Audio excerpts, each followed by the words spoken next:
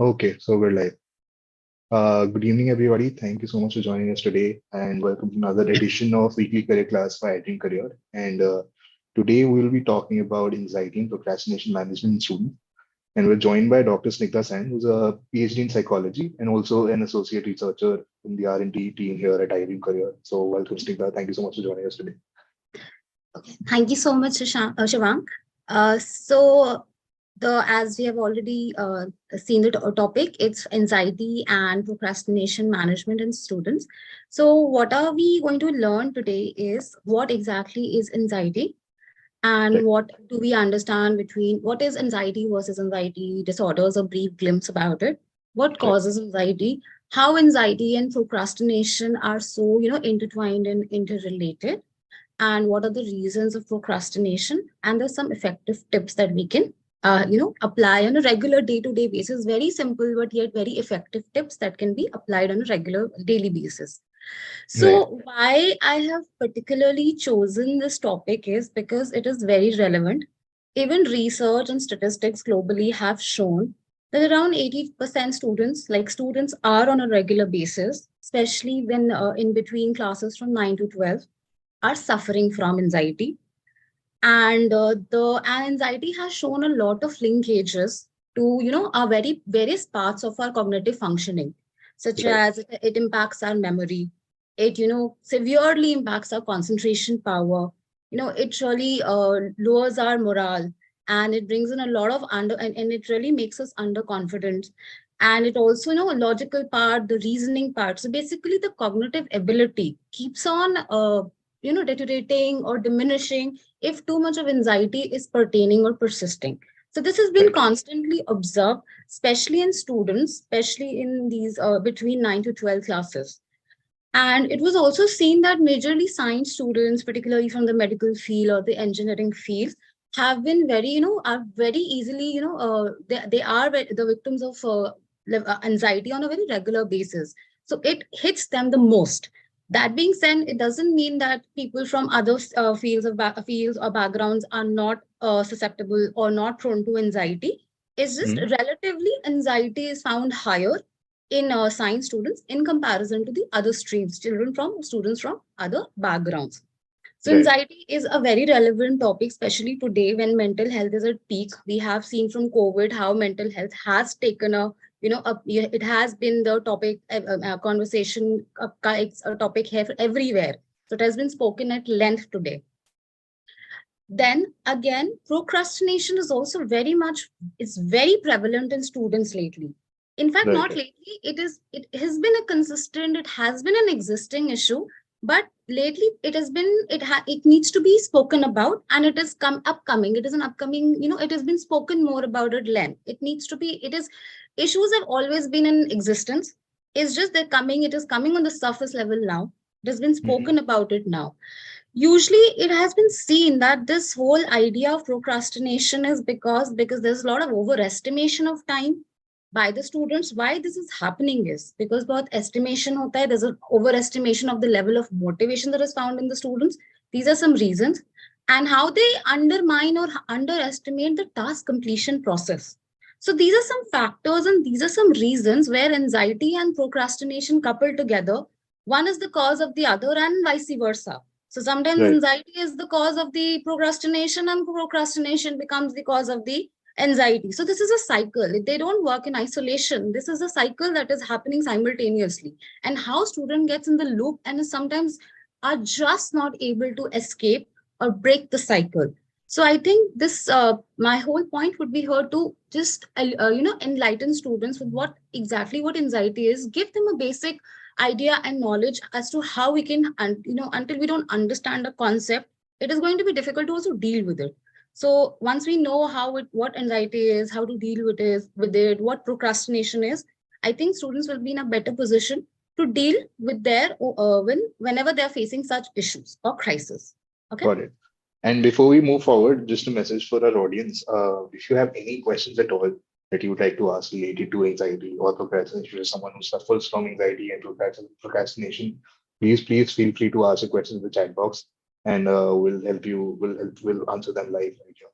And if you need help with, dealing with anxiety or procrastination or need help mediating that, we'll help you with that too. So please go ahead and ask your questions in that box. Thank you. Please go on. Yeah. Sure. So, like I said, anxiety, depression, stress, something is we have been hearing for the past couple of years at length. Everybody lately is either using these terms very interchangeably. We are depressed, or we are feeling sad, or we are feeling anxious. So, Right. what do these terms exactly are? And I would be focusing today what exactly anxiety is. So, what exactly anxiety is that it's a feeling of tension. We often get worried about things. We are often tensed about things, and anxiety is nothing but when we are a little worried about things, it makes us anxious. When we are worried about exams, when we are worried about a job, when we are worried about completing a task, what it does, it gives us an adrenaline rush. We commonly, in a very layman, use that adrenaline rush. Ho raha hai. So we have that rush, that spike. So that spike, that rush, where we feel our hearts is beating faster, a gush Right. is there, sometimes a choking sensation. So these are some signs and symptoms of anxiety. So anxiety is basically a bodily reaction to a stress and external stress, and where we have continuous thoughts of, worrisome thoughts or intrusive thoughts. So that makes us anxious. Now, it is often misunderstood with fear. What happens in what the basic difference between anxiety and fear is something which is more about a known thing. We know something and that makes us more fearful, but anxiety may or may not be about a known thing. For instance, generally a fear comes from a very evolutionary perspective, and it is meant for survival instincts. Back in the days when we had to, we were out there, like in back in the days when during before all the when we had to there were survival instincts for, how they had to, when the caveman time where the humans were living in the jungle, wildlife and all, so they had to protect themselves from wild animals. So that Right. was the instinct. The fear is a very basic instinctual emotion. So that Mhm. was the instinct, that was the idea of fear. So fear is generally of a known entity or a known body. Anxiety can be a follower of fear, and it may or may not have any particular object that is to be feared of. So that is what anxiety and fear. These are the nuances, but again, they are very much they're used very interchangeably. Interchangeably. Got it. Yeah. So again, this is stress and anxiety. We all know, we have all seen, has a very common connection. They have been interlinked, intertwined together. Again, stress is something which is very short term. The difference again between a stress and anxiety is this is very short term. Right. Stress is an external cause. Let's say there was an exam. I am fearful about this exam. I'm a little stressed about the exam, and that's how I'm feeling stressed about the exam, because the exam is nearing. So once the stress the stress indicator has been removed, my stress level will also go down. So once the stressor has been removed, it will go down. My stress levels might go down, and stress can be both eustress and distress. So if there Right. is too much of if I let's say I have to perform a task, there is an interview that has to happen, I might be stressed about it, but if I take it in a positive way, then I would be in a better position to prepare for it. Anxiety is generally more future oriented, and stress is more present oriented. That again being said, stress and anxiety can be coupled, and they can have their own mixed blend of, how stress can cause a further anxiety. But generally, Right. stressors are short term.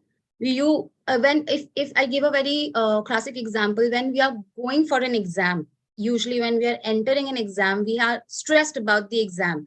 But the moment the exam is over, our body relaxes, our body calms down. So that's an example of an immediate stress. But how is it followed up with an anxiety? That what will happen next? How am I going to score? Am I going to score well?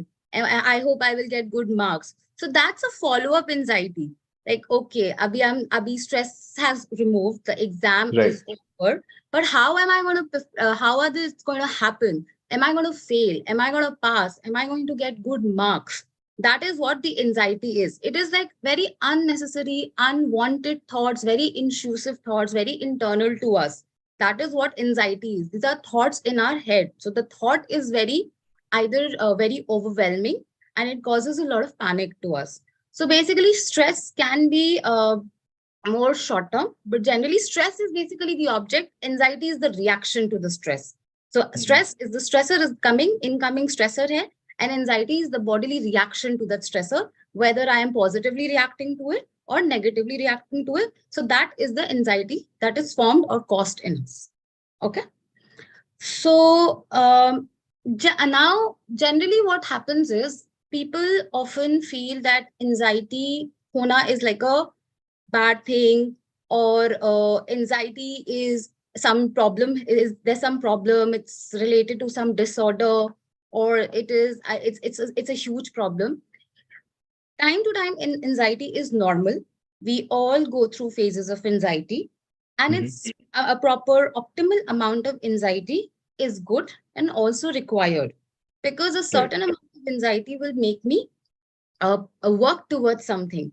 That okay, there is my exam, a little bit of anxiety, a little bit of stress which has been positively taken can help me in working, managing, planning my task, and my preparing for the exam or preparing for the interview. So even when you're going for interviews, a bit of anxiety, a bit of anxiousness is very common. But that Right. being said, it doesn't mean that I have an anxiety disorder, or even if it's just reoccurring to a point, unless it is reoccurring to a point, a disorder where it is interfering, interrupting, and constantly you're overwhelmed with these thoughts, and it has to be very much clinically diagnosed. So a disorder cannot be claimed, or cannot you cannot say somebody has an anxiety disorder until and unless it's not diagnosed, because these disorders are a part of a mental group, illness, a group of mental illness. So anxiety is common. It is Mhm. very regular. It happens to everybody. We all get anxious from time to time. And especially before an exam, before an interview, before something big has to happen, before a big, huge event, these common feelings of anxiety do come. So these are common anxiety disorders that happen, that are there. I'm just giving you a glimpse of it, where there's Sure. generalized anxiety disorder. This is excessive, huge worry for no reason. So when this is constant, when this is continuous, when this is persistent, there is no reason to fear, but this is constantly in your head. There are constantly intrusive thoughts. You're constantly thinking about something, and it is, interfering with your daily functioning, interfering with your your sleep, your appetite, your socialization. Then this usually these unnecessary thoughts fall into the category of generalized anxiety disorder. Then we have panic disorder. Panic disorder is very intense. Sometimes we have heard that people go under a panic state where everything is Right. like shut down. They might completely become, they might even faint. So that is to the extent this panic disorder happens. It is very intense fear or a very intense anxiety that happens, where the body might sometimes go under a shock system as well. So that is when the Mhm. panic disorder happens. Social anxiety disorder is, like we say, social phobia. So there are people who are, are not comfortable around socializing. They fear, maybe they might be embarrassed, they might be ridiculed. So this is what social anxiety disorder or social phobia commonly is known as. But there are other specific phobias, like we have like some people who are scared of heights, and some are scared of other objects, planes, or any particular form or any particular animal. So those are specific phobias. Obsessive compulsive disorder is again where you have a compulsive thought about it, and you're not and that is complete again running into your in your head. With obsessive compulsion, the thought is very prevalent. A particular thought is very prevalent and very, it is so much interfering, and that it is constantly running in your head. Usually, people with OCD or have very organizational or very structure oriented, these sort of thoughts they have, and usually they have anxieties when something externally is not going in their way. So it's a projection inside. So that is the obsessive compulsive disorder. They get into excessive forms of cleaning, excessive forms of organization, these this way. And again, there's selective mutism, there is suppression anxiety and everything. So these are common disorders, but again, this is a class of disorders which are particularly has to be diagnosed. And until and unless they're not diagnosed, nobody should be labeled as somebody having this or somebody having that. So common Right. anxiety, having somebody having a common anxiety is one thing, but until and unless somebody is not being diagnosed by and with any with by a therapist or a psychiatrist or somebody, a mental professional, they should not be labeled. So why am I describing these disorders is because the process of labelization has gone too far. Like people have started using these words very casually, and Correct. so like even if I'm having, let's say if I'm scared of heights, okay, I might have some fear of heights, but to what extent? And I cannot call myself I have this phobia, or I mean, okay, this might be a form of phobia, but again, if I have this particularly or not, it has to be diagnosed. So I this the only so here people should refrain themselves from putting any label, any sort of label to themselves until and unless clinically diagnosed. So anxiety Correct. is, having a disorder is very, it can be extended form of an anxiety, but only until diagnosed. Okay. Fair enough. Yeah. So now there are certain factors or causes to anxiety. Okay, we all know everything like these. There are biological factors, there are psychological factors, and there are social factors. Now, what biological factors entail are the genetical reasons. There could be genetics, hereditary. There are neurotransmitters. So this is completely a biological basis, genetics. So we say that if somebody has had a history in their family of anxiety, it is likelihood that it will get passed on. So that's the whole idea of genetics. Then neurotransmitters, the whole chemical neurotransmitters that we have. If there is an imbalance in that area, in neurotransmitters, in the functioning of the neurotransmitters, that can also be a problem. I will explain the biological causes a little more in the next slide. I'll just give a Right. brief right now. Then, if there is any existing mental or physical illness, chronic state of illness, somebody who has been ill for a very long time can also feel anxious. And then there are medications, is usage of medications or any form of drug abuse that can cause you anxiety.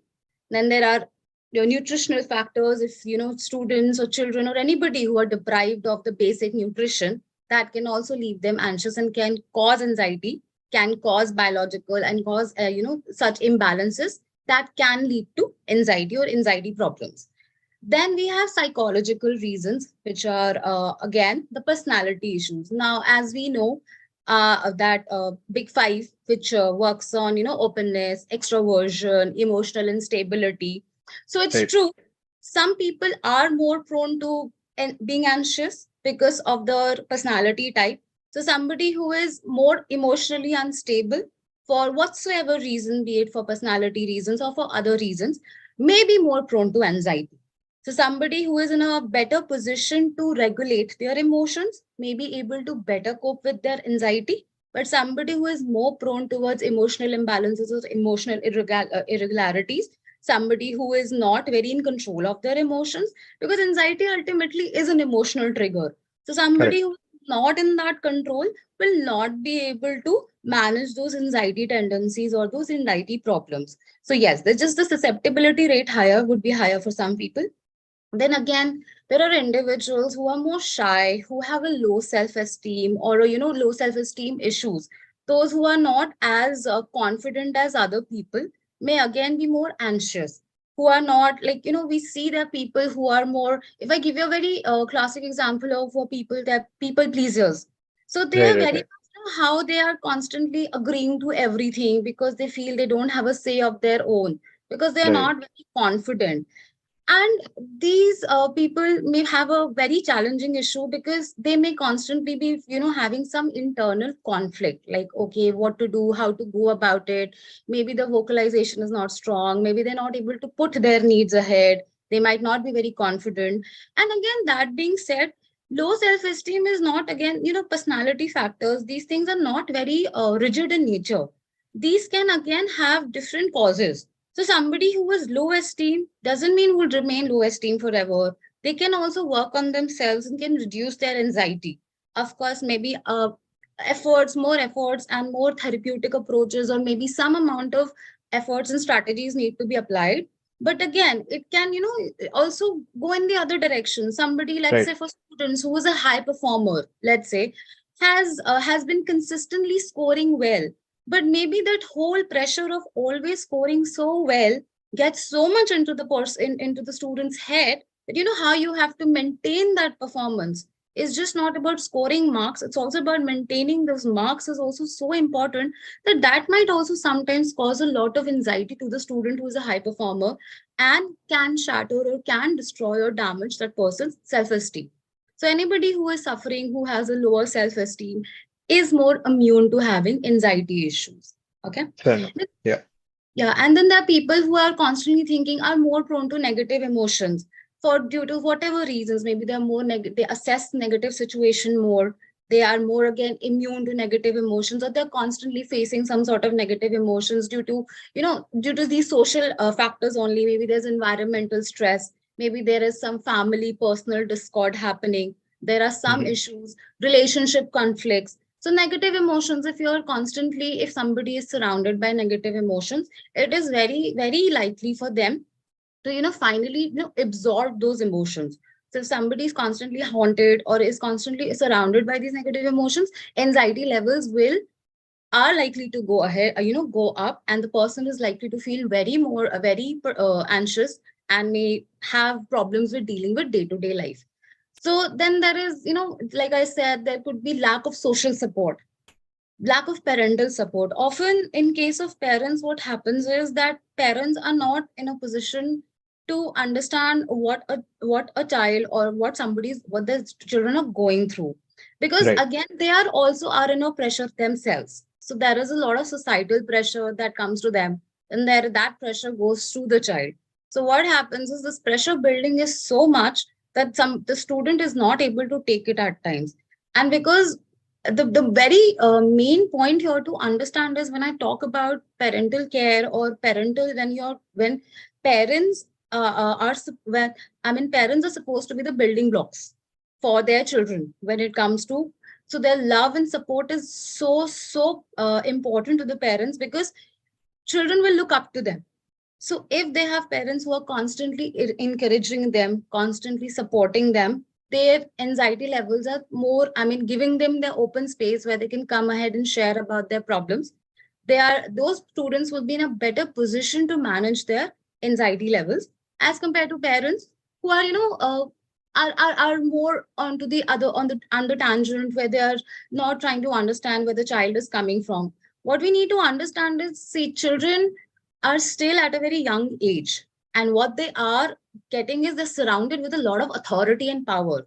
There are Right. teachers, there are seniors, there are parents. So even if a child wants to go ahead and talk about the needs, the authority, the influence of authority is so high that also doesn't give so much of the leverage to the child to speak. It has, even in an adult form, we see so many times we are still not able to talk to our parents about certain things, maybe only because this is the level of authority is such. Authority gives in itself, because it's okay, I'm the parent, I know everything. True, that being true, and I understand parents, they themselves have their own limitations. But again, here I would really like to focus that social support, parental support is very important in the budding years of students, because that is the time where students are maximum spending the time with parents. So irrespective whether the student is a higher performer or a lower performer, a constant encouragement is really required, and that's above a negative criticism. So Right. how the whatever open space parents provides to their children is really going to yield positive results, not only just in terms of marks, but in also building the overall personality of the child, dealing with, because it doesn't end here. The child will tomorrow step out, the student will tomorrow step out. It will be dealing with other outside people as well. So the more the parents are supportive, the more the parents are encouraging, it is going to make the person very calm, make the student also very calm, because the parent pressure can cause a lot of stress and a lot of anxiety to the students. So these are basically some very relevant and very everyday causing factors that cause a lot of anxiety levels to the children, to students on a day to day on for children. Right. So next, I would just want to highlight a little bit on the brain part of the anxiety. So, like I spoke about the biological aspects, Right. how the brain is functioning in the anxiety is something that is a very intriguing factor, because most of the times we don't really understand that, okay, which part of the brain or why is it happening, and how really the physiological aspects are a contributing factor as much as psychological and the social factors. But again, this biological factor, which is again an integrated thing, how they affect the part. So basically what happens is, as most of us, we might be knowing that our limbic system, which is primarily responsible for emotional regulation, Hmm. it gets affected. So what happens is, in high stressful environment or in a high anxiety evoke situation, the emotional processing is very high. The limbic system gets very activated highly. So it evokes a flight and fight response. So generally, in a state of fear or aggression, we see the maximum times we have seen our body temperature rises. There's a spike in our body temperature, or there could be a blood pressure feel gushing. So these are some body signs and signals that can imply that, okay, some amount of anxiety is being caused inside the body. So Right. this is something which needs to be also understood. Why these bodily reactions are need to be understood is because whenever we are in a state of anxiety, it is very important for us to bring ourselves back to that calmer state, and that is only understandable when we know that there's something going in our head. This is how the body is reacting. If I don't know why and how my body is reacting during a state of anxiety, then how am I going to calm that down? So that is why this is also also important to understand that this emotional regulation is very important. So in terms of high anxiety, whenever the body is getting or is acquainted with stressors, this is what actually happens. So it's not like anxiety is happening all consciously. This is also can be a very biological reason. This is also having a very unconscious, very instinctive reasons of it. Right. So basically, the whole process is, I'll just quickly say that whenever a threat is perceived, our hypothalamus, which is a part again of the limbic system, it activates a sympathetic nervous system.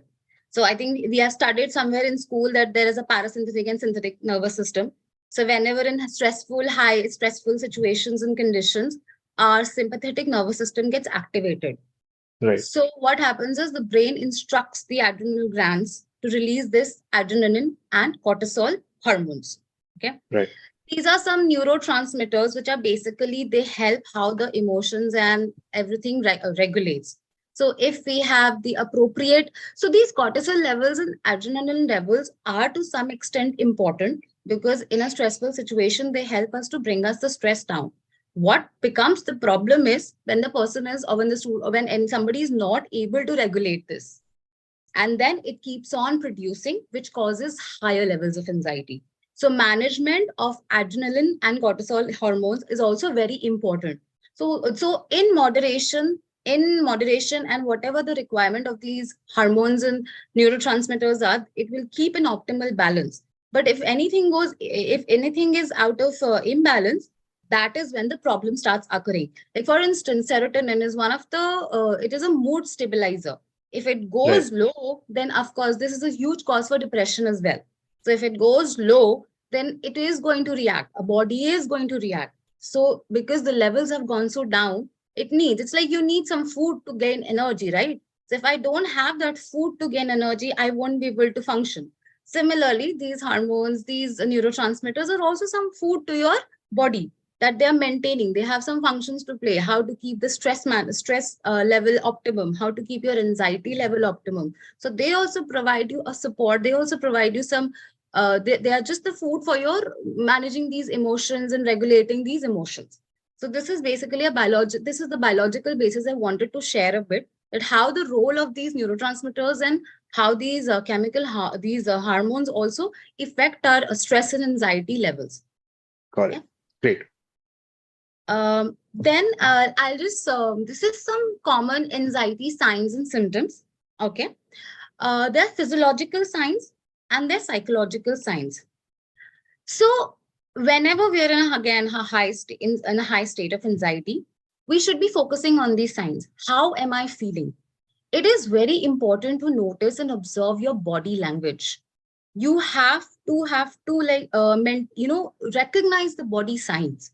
This is Right. how you will be able to cope with the sudden influxes of anxiety. So let's say if you're suddenly feeling nauseated, or you are feeling, your heart rate is up, or sometimes, even before exams, there's a lot of bowel movements that we feel inside just before the exam, just like a half an hour before. But the moment we have entered the examination, or we are done with the examination, it goes away, because that is the body's way of saying that, okay, there is a slight amount of anxiety that is happening.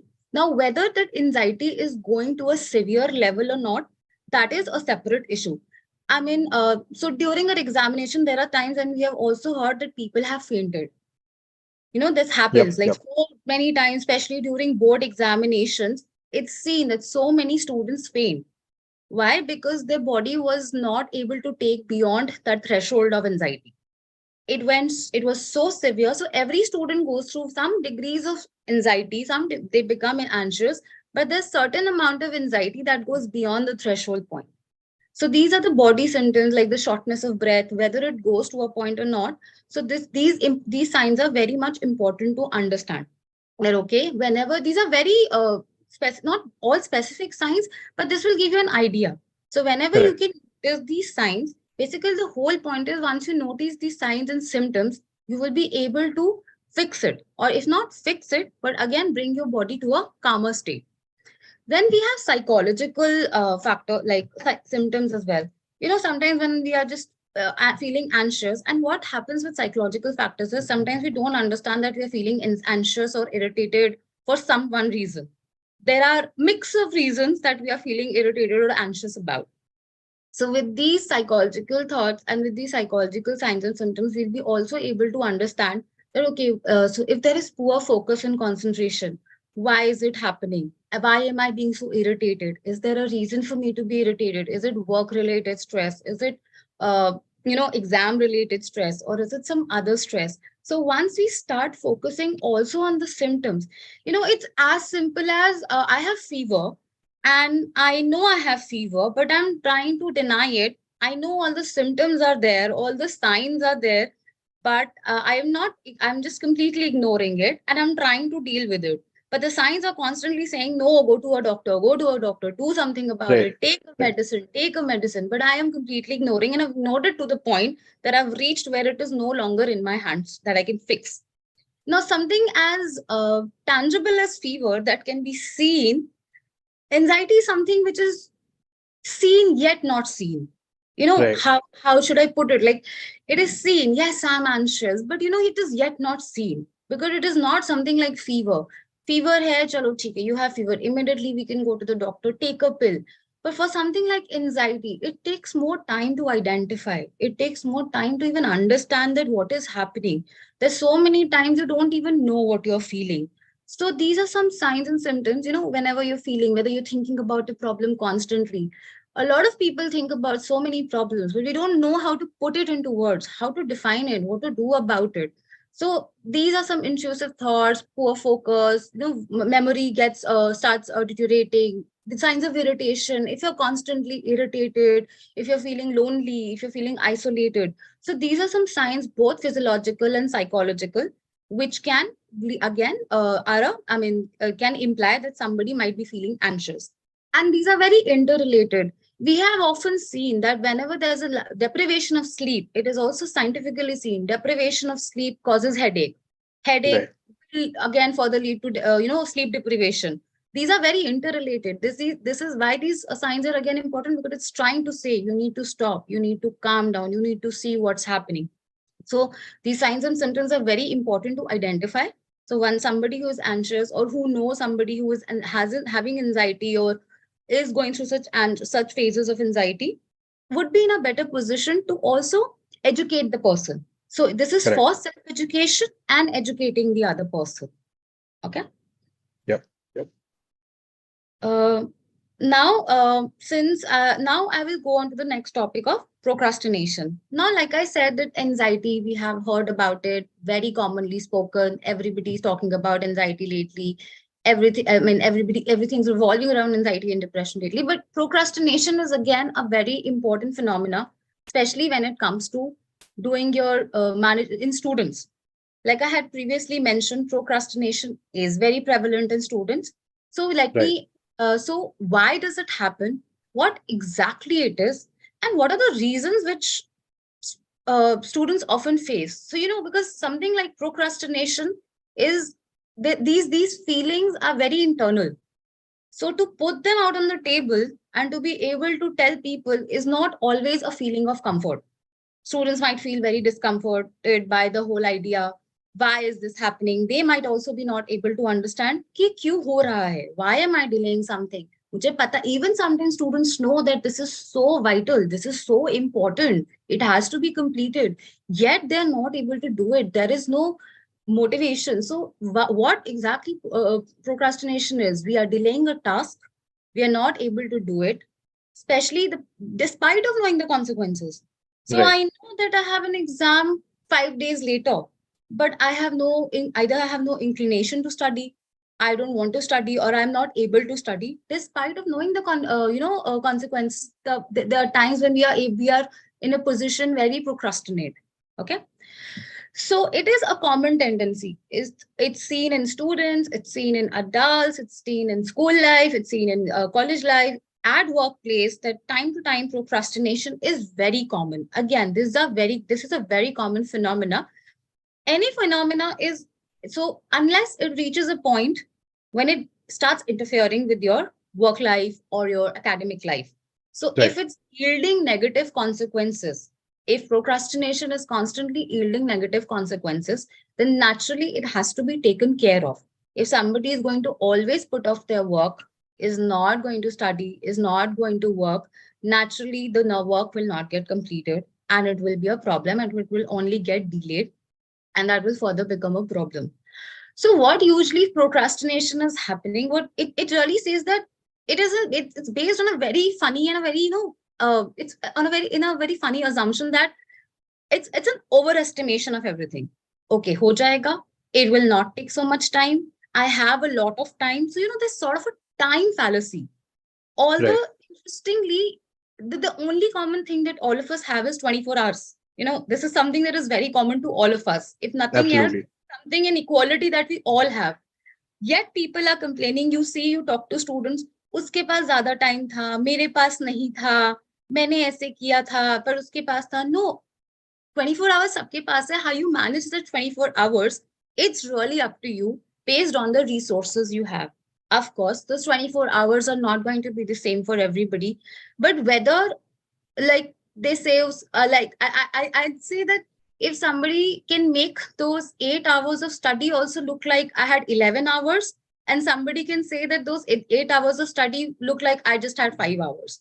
Of course, now that perception is very different. Maybe that 8 hours was the study, the person had planned it so beautifully or so strategically कि उसको वो time भी extra लग रहा है कि अभी भी मेरे पास कितना time है. And somebody who was unable to do it, उसको वो जो मिला टाइम है वो भी कम लग रहा है.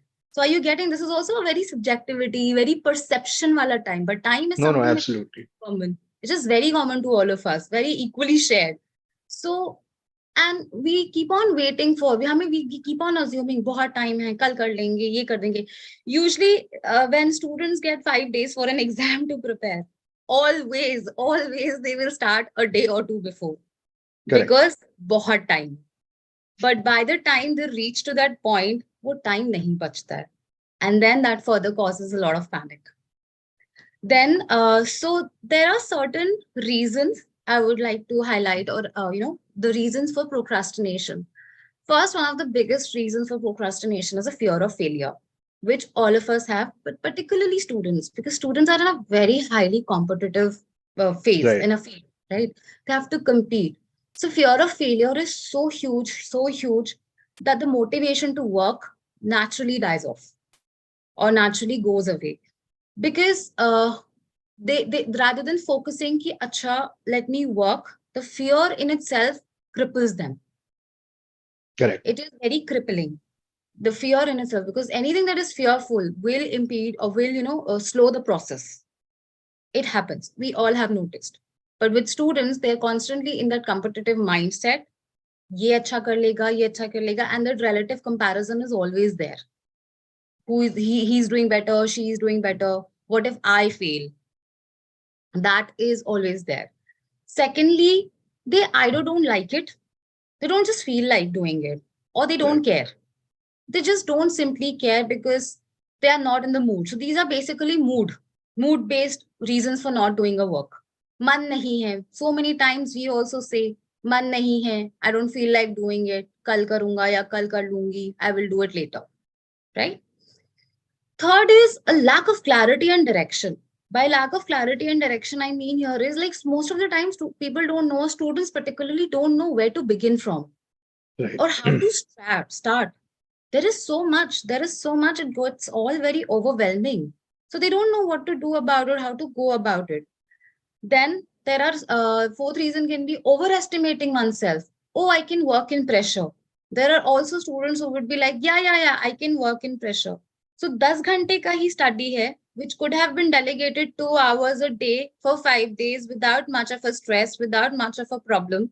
But again, the person or the student will choose to do it at the last day. Yes, I will stretch for 10 hours because मेरे पास अभी भी 10 घंटे हैं. So they burn out, they burn themselves out. Then they wait for the right time. Then there is a time and task management failure. There could be certain mental conditions. They're certainly feeling very overwhelmed, bored, and frustrated. Then, of course, there are very undesirable tasks, difficult tasks, harder tasks. There are some tasks which we are not interested in doing. Then bigger problem is perfectionism. They are striving for the perfectionism, और वो perfectionism की वजह से भी बहुत बार काम delay हो जाता है. Then of course there are other external factors like stressful environment hai. There are some other situations. They keep on, sometimes what happens is we keep on even thinking about a task. We keep on Right. so much thinking about the task that the action or the execution doesn't happen. That अच्छा ये काम ऐसे है, वो ऐसे है. So this keeps on happening, and that also leads to procrastination. And then, of course, there are other personality factors and behaviors. There could be aggressive reasons. There could be, somebody who, there are other underlying behaviors that could be causing the reasons for procrastination. Okay. Now, I will just quickly show you this procrastination cycle, which I think is very interesting. And so, what happens is when you start procrastinating, let's say, आज कल करूंगा, परसों करूंगा, या जैसे भी होता है, it starts making you feel anxious, and it starts you go in a panic state. So this is the Right. cycle of procrastination. You started your procrastination today thinking I have days. 2 दिन हो गया. Okay, I still have 5 days. Let's say you have an exam starting from next month. Okay, 30 days. Oh, there is so much of time. कल से करते हैं. Okay, अभी भी 15-20 दिन है. डिसाइड तो माइंड में कर लिया कि अच्छा लेट्स से हैव 5 चैप्टर्स, एक हफ्ते में ये चैप्टर, एक हफ्ते में ये चैप्टर, एक हफ्ते में ये चैप्टर, एक हफ्ते में ये चैप्टर. माइंड में पूरा चार्ट भी बना लिया, लेकिन हाँ Right. ठीक है अभी कल से करता हूँ. अच्छा अभी भी टाइम है. बाय द टाइम एग्जाम आता है, वो प्रोक्रास्टिनेशन का वो एग्जाम से सिर्फ एक हफ्ता बचता है. That is when the panic mode starts. Oh God, what did I do? Then the student is completely like, what do I do? Then either these are the things that happen. The student feels guilty. He panics or she panics, starts making excuses, or again, like I said, the time and the fallacy wala problem, they will overestimate. That's why they will leave it to the end. So this cycle of, they either have very high standards for themselves, perfection ki wajah se also the cycle of procrastination happens. And because वो under estimate तो कर ही लिया time को, वो delay करते करते करते action नहीं था, उसकी वजह से एंजाइटी हो रही है, लॉस ऑफ टाइम फील हो रहा है, अब सब कुछ बहुत ओवरवेलमिंग हो गया है. And this goes on and on and on, and it never stops Right. unless looked at it very consciously. Why did procrastination begin to begin with?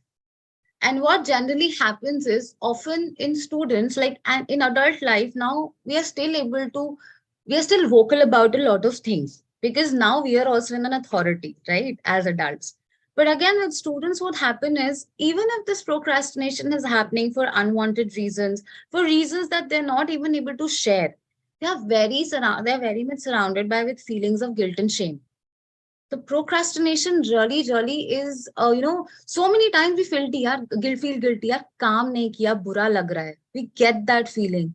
काश Right. काम कर लेता. That बुरा लग रहा keeps on coming. Why didn't I do it? I had so much of time, why didn't I do it? That is also very common to students.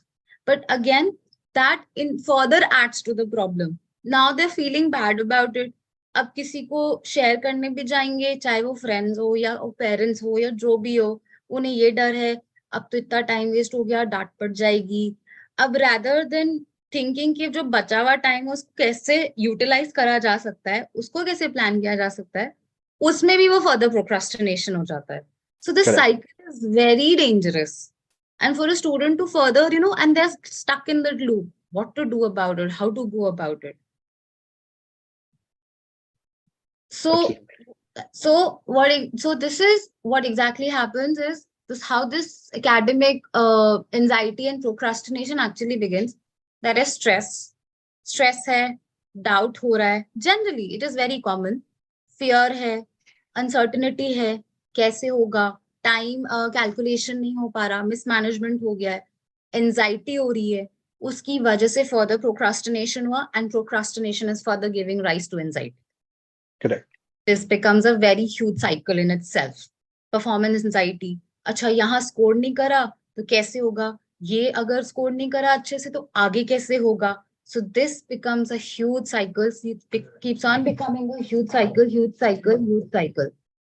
right? Right. Right. Absolutely. So the consequences of anxiety and procrastination is again very commonly seen. It's poor academic performance. Okay. Low grades hai, increased course failures hai. Even we have seen, like, what the problems are that एक तो होता है we can एक तो होता है somebody who is unable to start with the study, right? So Right. let's say the students are already low performance and उनकी तो already एक anxiety बनी ही हुई है कि कैसे करे, how to go about it, what sort of help can I get, what sort of how can I get help from anywhere, so how to go about it, how to manage the task.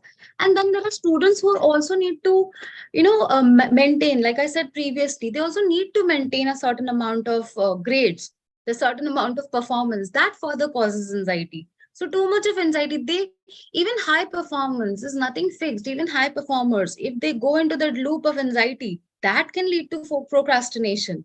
It's all Correct. about Absolutely. how they're perceiving it, and it's how it is hitting them and coming to them. So this whole cycle can be very detrimental to anybody. We have Right. seen even people who were performing previously, they were not very good, they're not performing well, suddenly they start performing good.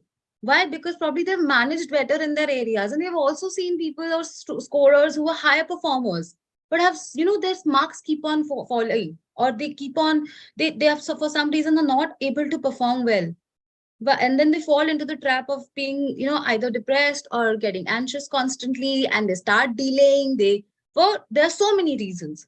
So of course, the poor academic performance, it definitely hits your academic grades. Anxiety, procrastination hoga, you're delaying your work, you're not submitting your work, your exam grades will fall naturally.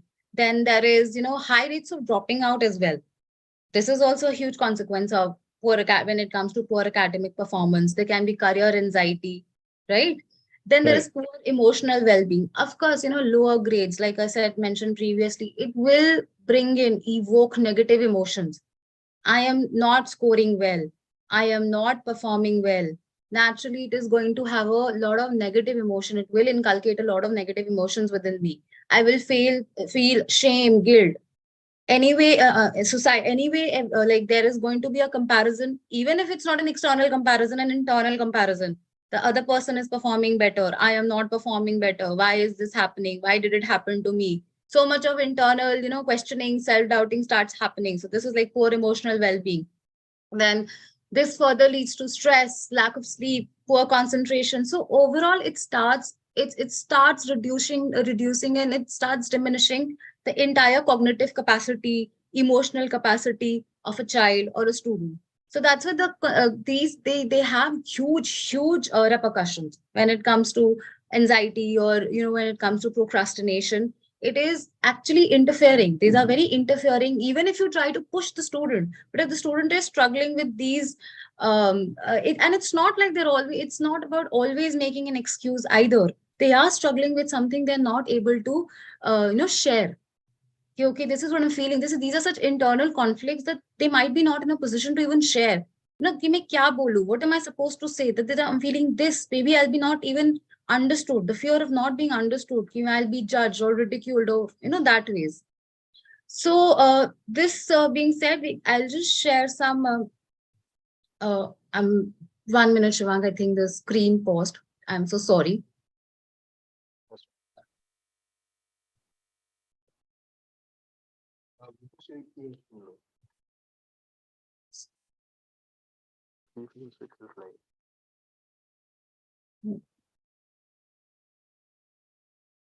Can you see the screen change? No.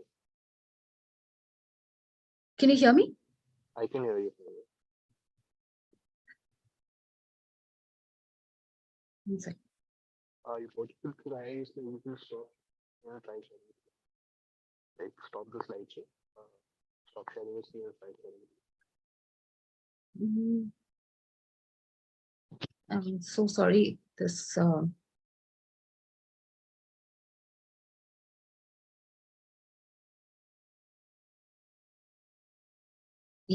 Yeah. Okay. Yeah.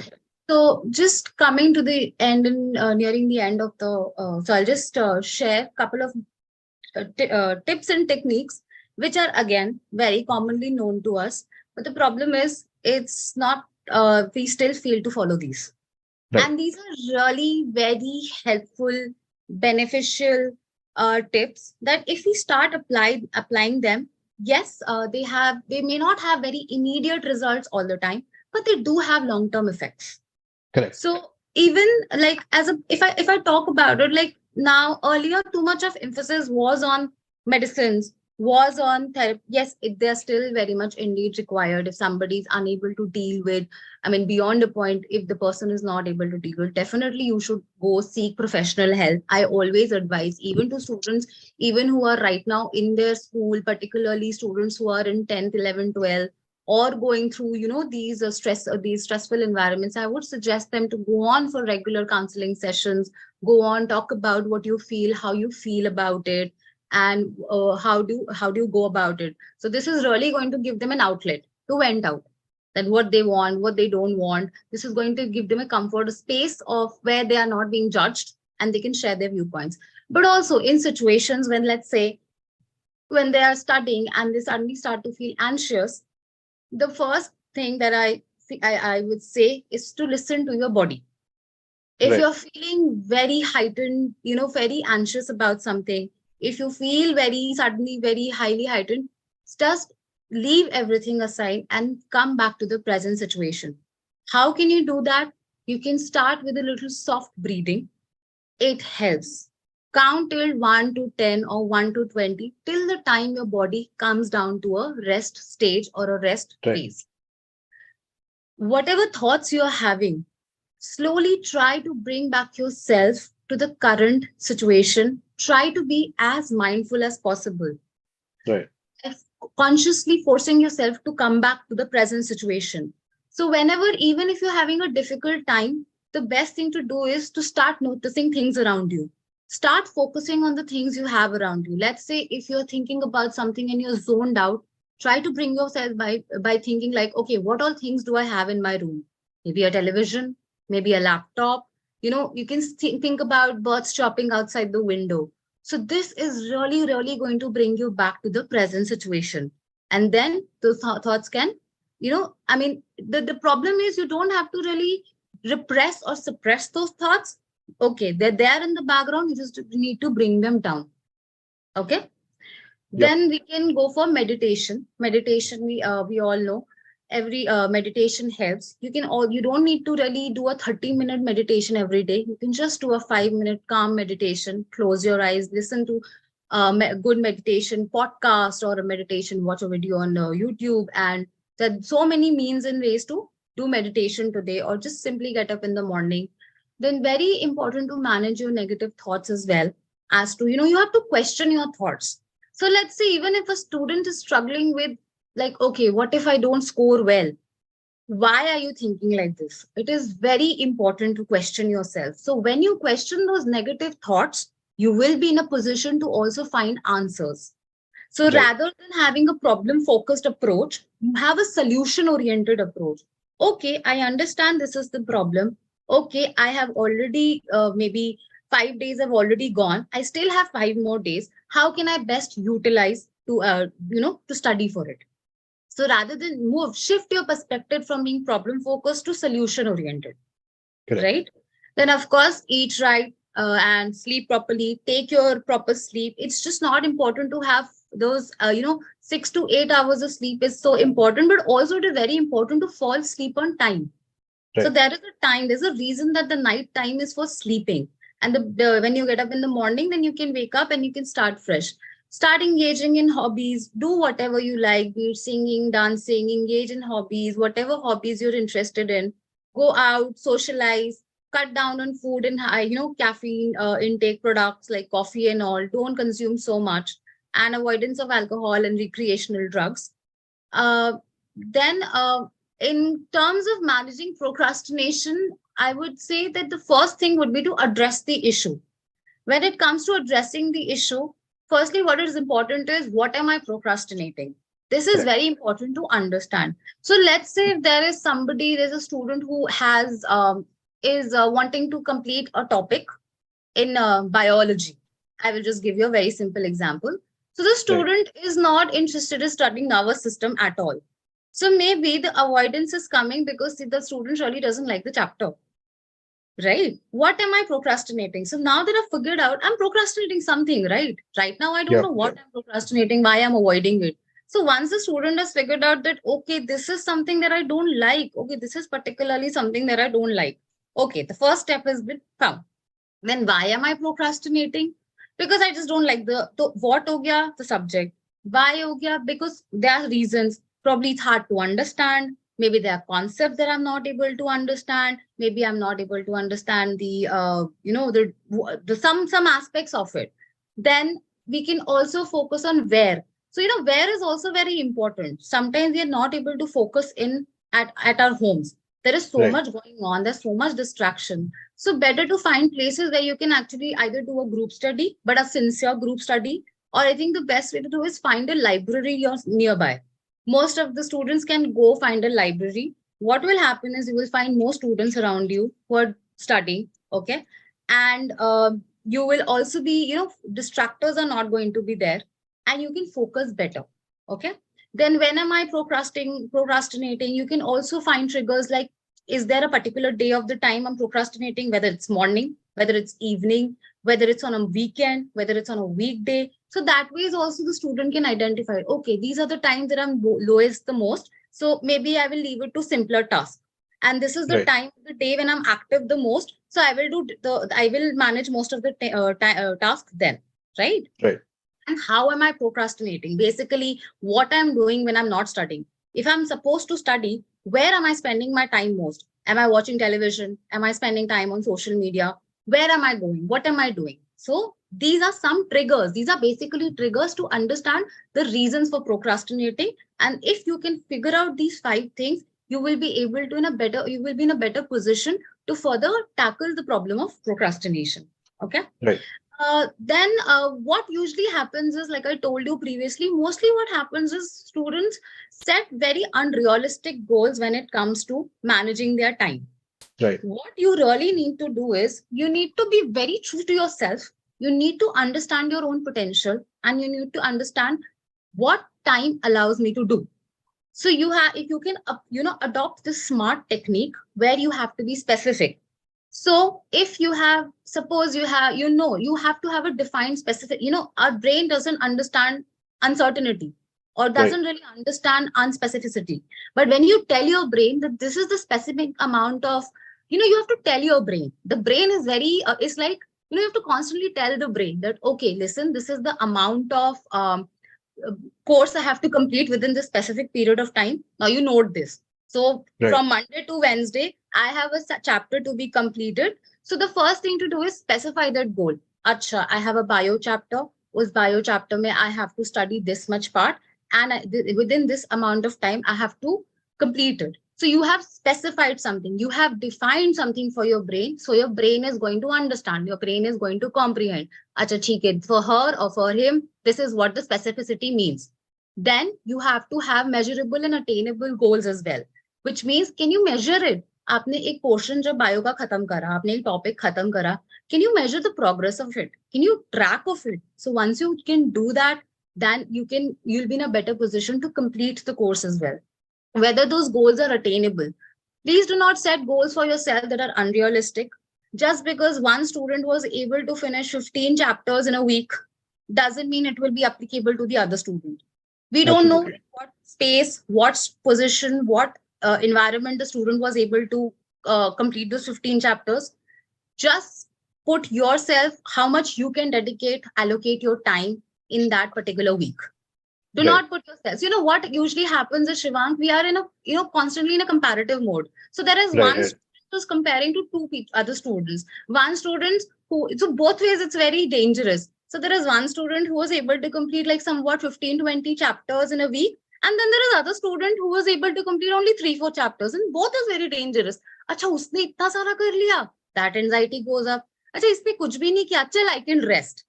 Yeah. Both are Yeah. very detrimental in their own ways. Every student has its own pace. You decide your own pace. You plan your own ways. Okay. Then, of course, it has to be very relevant and it has to be time. Set those specific deadlines for your course completion, right? Yes. Then, Absolutely. of course, very important. Time management and task management is very important. Firstly, plan and prioritize. Whenever I would say, whenever you're starting with a work or studying a material or anything, take a quick scan of the work you want to do.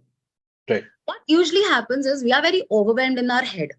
Do not take two, three, multiple things at a time. It's a myth that too many, multitaskers are good, but that can be very counterproductive as well. Okay. So what you can do is you can plan and prioritize. Okay. So Yep. first of all, give a quick scan. जब आपको पता होगा ना कि क्या है, तो आपको एक आइडिया बन जाएगा. You have given a quick scan, कि अच्छा ठीक है, these are the relevant topics. You have given a quick scan. Then start scheduling. Start making your schedule. Every day have a to-do list. Start with the harder chapters first, or start with the harder task first. What Right. happens when we are already in this impression that ये नहीं आता, इसको बाद में करेंगे, time estimation is again a problem. Let's say I had 10 days to complete a syllabus, right? Now जो hard chapters थे, मैंने सोचा मैं बाद में करूंगी. But the problem is मैंने easy chapters कर लिए और hard chapters के लिए 3 दिन ही बचे, जबकि उस hard chapters में शायद मुझे 5 दिन ही चाहिए होते, और वो जो easy chapters थे जिसमें मुझे सिर्फ 3 दिन चाहिए होते, उसमें मैंने 5 दिन लगा दिए. So this Right. way was the opposite way. So always it is advisable to start with something which is harder, which is difficult. So you schedule, right? You should be making a timetable for yourself as well. कि अच्छा 2 घंटे मैंने ये करना है और थोड़ी देर का ब्रेक लिया, and do not overload your brain. Often we are under the assumption कि 5 घंटे बैठ जाएंगे और सब पढ़ लेंगे. No, it becomes even more problem. What happens is you burn out. So when you're Absolutely. in fact, when you're able to cut your time, what happens is when you've allocated 2 hours, 2 hours, 2 hours, by the end of the day, you will realize that you have studied more. So that 6 to 8 in a stretch looks very, oh, I studied for 6 to 8, but actually you've been very, you were able to be productive only for 4 hours. Whereas Right. when you focus for those 2 hours, because 2 hours of, we can give that focus for 2 hours. So 2 hours ke liye, it feels 2 hours. For 2 hours, it's like you don't really have to look at your phone. It doesn't even feel like, okay, 2 ghante, so you can give break to your phone. You can give break to other distractions in your life. Nothing wrong will go on. So those 2 hours you can focus, right? So that has to be also kind of taken into consideration.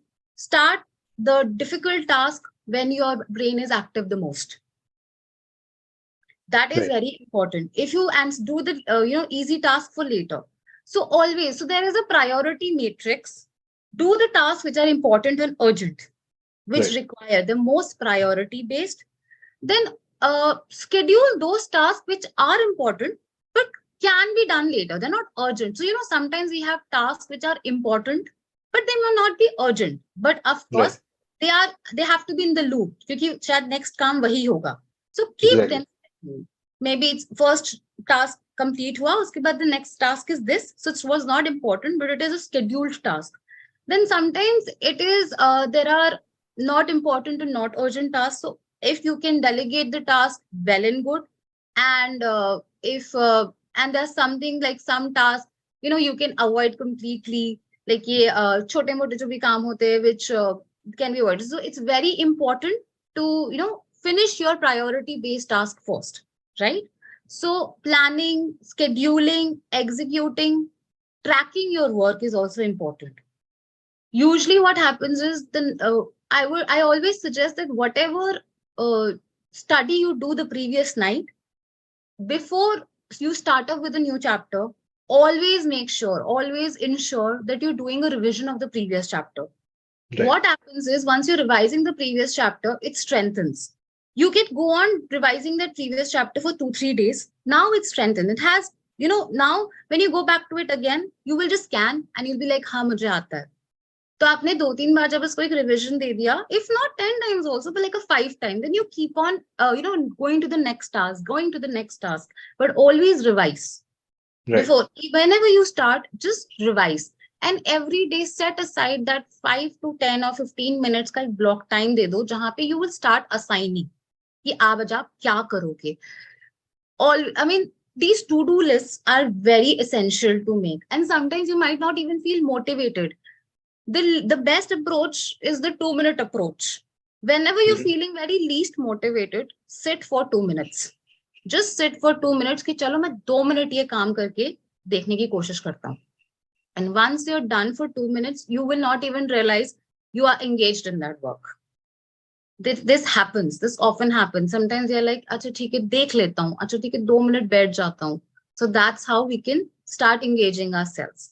Yes, sometimes we Absolutely. have to make those pushes and efforts, and push ourselves to an extent where we can take those little efforts. It's all about taking these little efforts. So yes, Right. planning is very important, scheduling is very important. And yes, these some time wasters, watching TV, chatting with friends, playing games, these are really time wasters if they're interfering with your work. Right. So this is something which also needs to be taken care of. Please don't fall for the trap of perfectionism, multitasking. Take whatever you can. Probably if you have 3 tasks at hand, complete at least one, then add on to the other. Without Right. completing 3 tasks, do not add on to the fourth task. So Correct. complete, so that ways you will be, reducing your burden and then adding, then reduce, then add. Do that method, do that approach.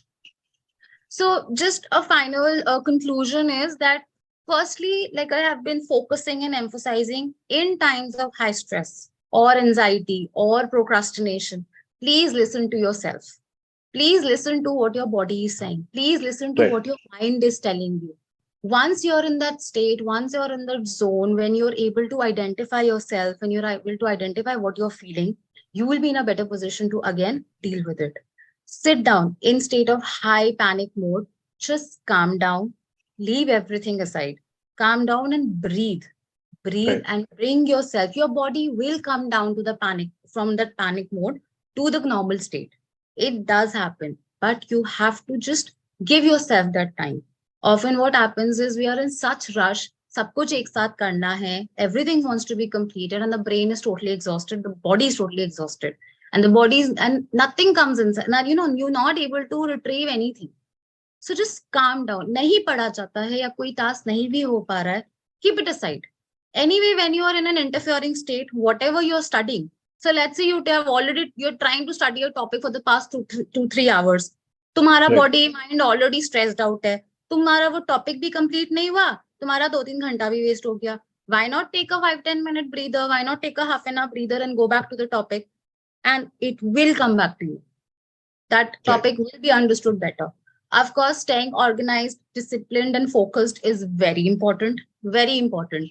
You know, even you have to tell yourself, like I said, befriend your brain. That's the only Absolutely. to befriend your brain. Tell your brain that no, this is what I want to do. The brain will try to overwhelm you all the time, but tell your brain, just befriend it. No, this is what I have to do. अभी हम कुछ नहीं करेंगे, हम पढ़ाई करेंगे. This is what you have to be assertive. You have to take control of your own self. That's the way you can deal with situations, right?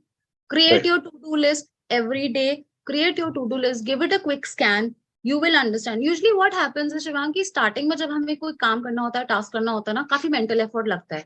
But once we Right. get a hang of it, we get into a automatic mode. फिर वो चीजें बहुत आसान लगने लगती है. So starting point to build a habit only is a point where it becomes a problem.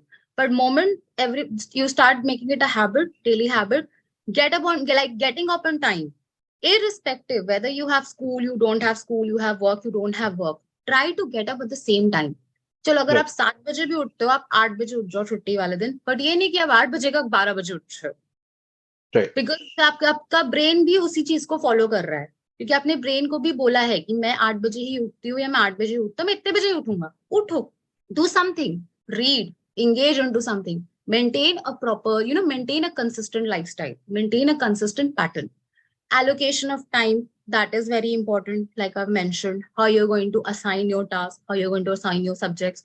Take timely breaks, very important. After a 2 hour of study, take at least 15-20 minutes ka break. Very important, really important. Don't try to rush yourself with everything. Don't overload your brain. The brain will not be able to take beyond the point. It is true. It is not like आप Definitely. डालने की भी कोशिश करोगे ना information, वो नहीं जाएगा. Brain will refuse कि अब मुझसे नहीं हो रहा. Brain will only say I will not be able to take it. Delegation of tasks, seek for help, जितना delegate कर सकते हो, जैसे भी कर सकते हो. No, and be vocal. Say no. You know the importance of the job you're doing, and you know the importance and value of the task at your hand. So you have to be assertive to saying no, right? So Right. if it is interfering, if you know that tomorrow is a deadline and आज एक party पे जाना है, you can't go. You know the repercussions of it. That party will not go anywhere. You can go to a party next week again. But again, if you have to complete the deadline, you have to work on it, right? So you have to be Absolutely. supportive, not just with yourself, with other people as well. That yaar ye nahi ho sakta. I am extremely sorry. Maintaining good boundaries. That is very important and very essential, right? Right. Right. And of course, choose the right environment with least distractions and understand your probable distractors, like I've spoken about social media. Spend time on social media. Not that I'm saying do not go on social media, but Right. assign a time again for anybody. Too much of social media can also, there is a lot of information on social media that can also further overload the brain. So already so much Absolutely. information is coming, and we don't know what sort of information is coming. What are you feeding into? What sort of information is there on the feed? So restrict your time. Try and not believe everything what is there, and try to, just give a specific time to social media. Use a role model, very important. Let's say you are not able to manage it. Look up to something who is better at these tasks.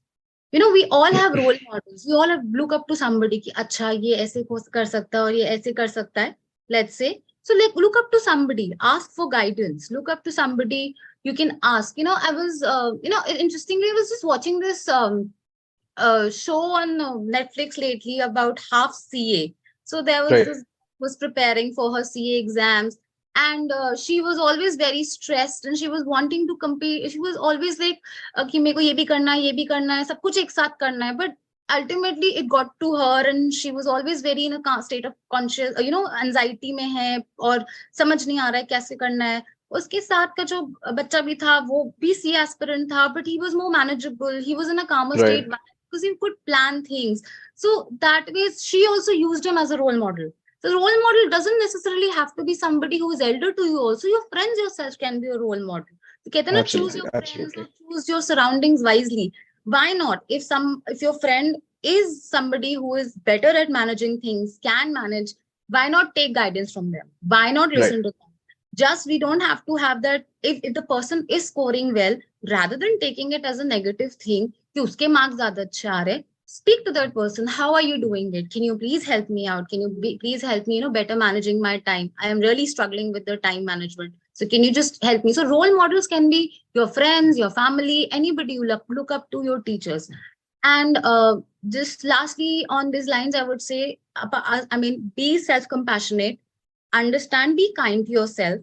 It's okay being anxious, being having struggling with time, and sometimes we do have that.